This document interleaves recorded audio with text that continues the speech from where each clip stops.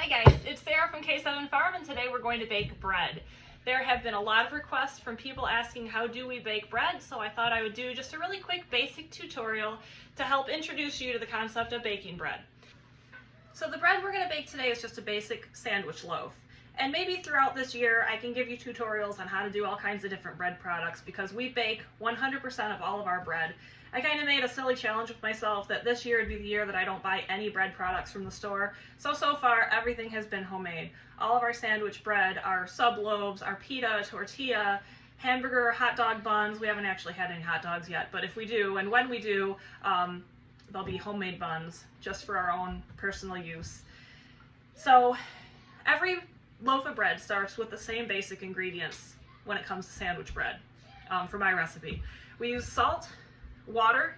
It's important that the water be lukewarm. Yeast is kind of fussy, and we're going to be making a yeast-based bread. This isn't sourdough, this is just a basic yeast bread, and it can be a little finicky. You have to store it in the right conditions, and then you got to use it within a certain amount of time. Unless it's frozen, then it's good forever. But then when you do use it, you want to wake it up in warm water, but if it's too cold or too hot, it's not going to activate it properly. So you want nice warm water, but not too hot, and also not too cold. Oil of some sort. I like to use coconut oil. If vegetable oil is all you have, use it. And then yeast. I buy it in bulk because we make so much bread. GFS sells it in like these, I think it's a 2-pound brick. So that's how I buy it. I store it in the freezer, and the stuff that I use regularly, I usually keep 1 quart in the fridge, and the rest of it I store in the freezer until I'm ready to use it. This is active dry yeast. That's my preference. And a mixer is helpful, but absolutely not necessary. If you want to make it by hand, you can. You just want, if you do use a mixer, you want to make sure that you have a mixer that has a dough hook, because that's kind of vital to the formation of your dough. But if you don't have a mixer, don't worry about it. You can still bake your bread. Just a real quick word of caution. The recipe I'm sharing with you is going to make the equivalent of 4 small normal-sized bread loaves. We use big bread pans that I got from Amazon, and it makes a traditional long loaf. But the ingredients that I'm going to share with you today cut in half if all you want to make is just 2 regular size loaves. Remember, I'm feeding a small army, so everything I make is in much bigger proportions than most families need. One of these days, I will show you how to use whole wheat flour, but right now we're sticking with a all-purpose or regular bread flour. Okay, so the ingredients that you're going to need are 4 cups of water, unless you're having this, then just do 2, obviously. Some form of oil, vegetable oil, coconut oil, whatever it is, just make sure it's in liquid form. You can also use butter. Yeast, I like to use active dry yeast, 3 to 4 tablespoons. And I can't believe I forgot to mention it when I went through the ingredients that you needed earlier, but sugar of some sort helps activate the yeast. You need some sort of sugar. You can use white sugar, brown sugar, honey if you want to use honey, or a sugar substitute if you are diabetic. But you do need some form of sweetener for this bread. Salt, you're going to need 4 teaspoons. Oh, and for the sugar, you're going to be using, same amount as yeast. So 1 to 1, 4 tablespoons if you're using 4 tablespoons of yeast. And then the coconut oil, somewhere between 1/4 cup to 1/2 cup, just make sure it's melted. And then your flour. We're just using regular all-purpose or bread flour for this recipe, and it doesn't need to be anything special unless you want it to be. All right, so we're going to add our yeast. Then we're going to add our sugar, and we're going to kind of eyeball the sugar because the sugar is kind of clumpy.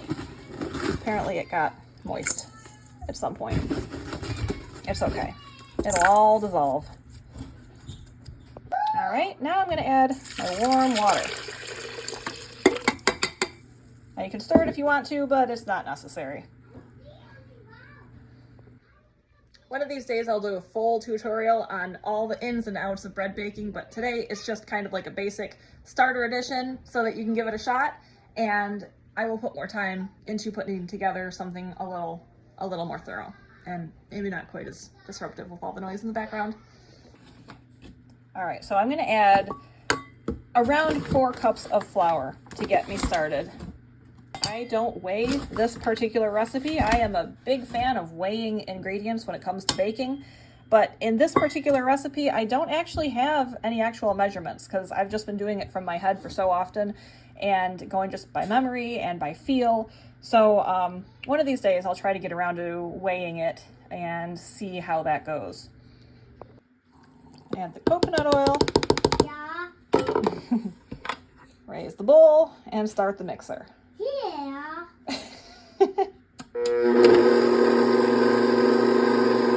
All right, now once everything is mixed in well, I'm going to add my salt. Yeah. Now it's 4 teaspoons for making a double batch of bread. So remember, 3 teaspoons is the same thing as a tablespoon. So I'm doing a tablespoon plus a teaspoon, and then we're gonna go back to mixing and adding more flour. So I like to add the salt after the ingredients are mixed well. Yes, that bread's done. Hold on a minute, I'll cut it in just a second, okay? Okay, so like I was saying, I like to add the salt into the ingredients once everything has been mixed up pretty well combined. Because salt can actually inhibit the way yeast works. And the goal is to let yeast do its job, whereas the salt is going to inhibit it until it, stop acting so well. So we add the salt later in the process just to make sure that the yeast has a chance to do its job.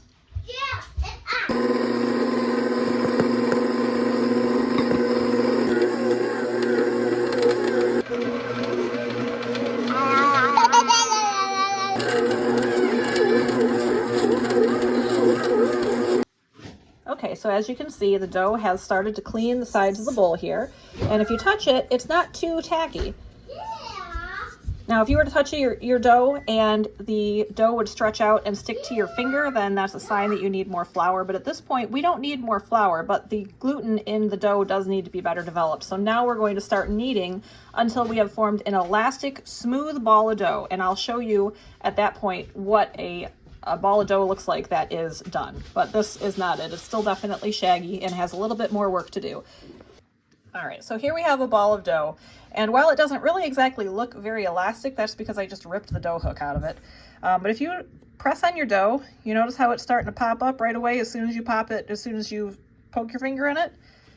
That's a good sign that it's done. If you can take it and pull on it and it doesn't immediately start ripping, that's another good sign. And then one other good sign is your window pane test. Now I'm doing this one-handed, but if you can take a ball of dough and stretch it so that you can see daylight through it and it doesn't rip, that's another good sign that you have good gluten formation in your dough. And it's at this point that you would cover it with either a damp tea towel or plastic wrap or something and let it rise until double.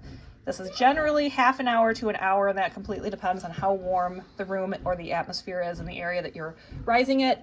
Sometimes I will preheat my oven for 1.5 minutes on 350 and just get it warm in there and stick this in there. Turn the oven off at that point once it's warm and let it rise in a warm oven. And it'll rise a lot quicker in a warm atmosphere than it will in a cool atmosphere. Here's the smooth ball of dough. I wanted you guys to see what it looks like when it hasn't had a dough hook ripped out of it. And just poke on it, the dough rises. Now if you were to put your finger in it and your indent stays in and doesn't pop right back out, then you would need to let it knead a little bit longer. And here is what it looks like in the mixing bowl before we put it in. That way I can show you what it looks like when it is considered to have been doubled.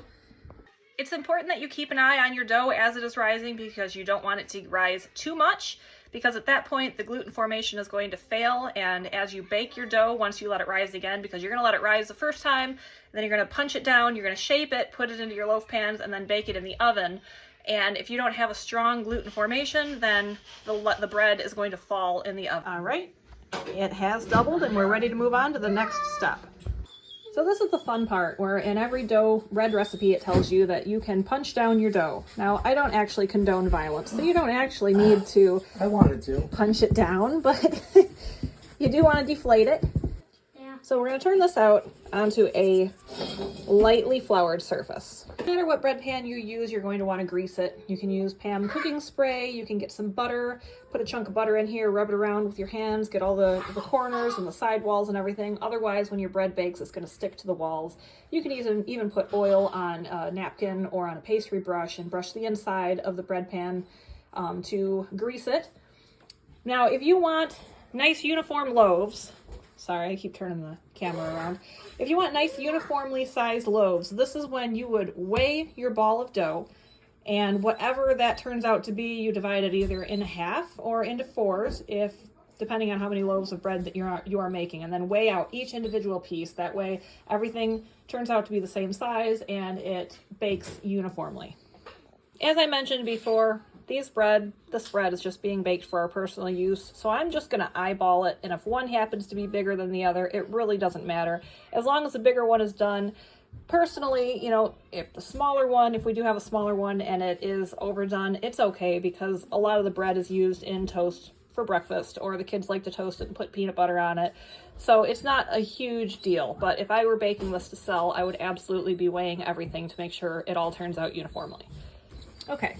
So this is when we shape the dough. We want to try to get rid of as many air bubbles as possible, and I know that sounds counterproductive, but it is what we want to do. The yeast will make more. Now, if you wanted to get fancy, you could absolutely use a rolling pin and roll it out flat, but you're going to stretch it to be about the same length as your bread pan.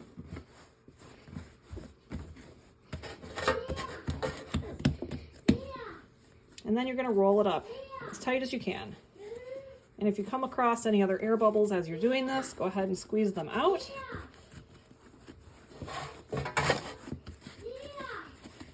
And this just helps keep your loaf even. Pinch the seam.